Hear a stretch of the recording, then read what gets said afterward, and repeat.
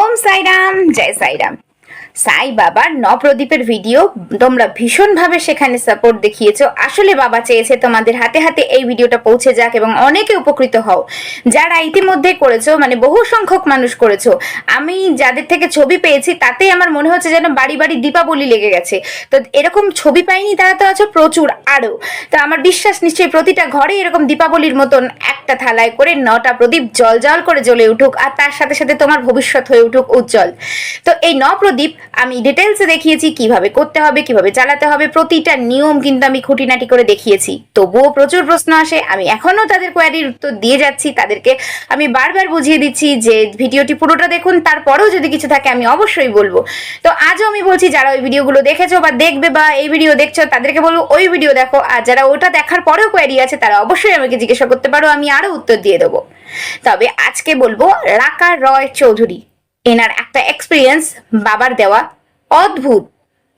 সাই তুমি অদ্ভুত, সত্যি তুমি অদ্ভুত। এই এক্সপিরিয়েন্সটা কিরকম একটু শুনুন।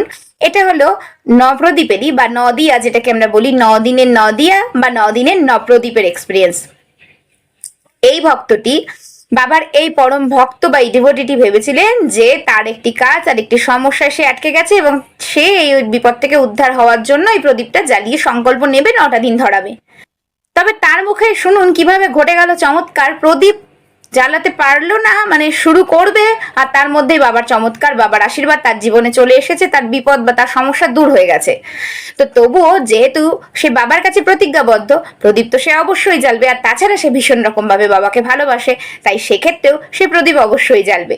তো চলুন আমরা তার মুখ থেকে বলা তার এক্সপিরিয়েন্সটি একটিবার শুনে নিই। আমার 9 প্রদীপের সংকল্প নেওয়ার আগেই বাবা আমার মনের একটি আশা পূর্ণ করে দিল। একটি লাইসেন্স একজনের থেকে আমাদের পাওয়ার ছিল, মানে ব্যবসার জন্য। আমার পার্টনার কালকে থেকে সেখানে পড়ে আছে, আমাদের লোক প্রচুর খেলাচ্ছিল।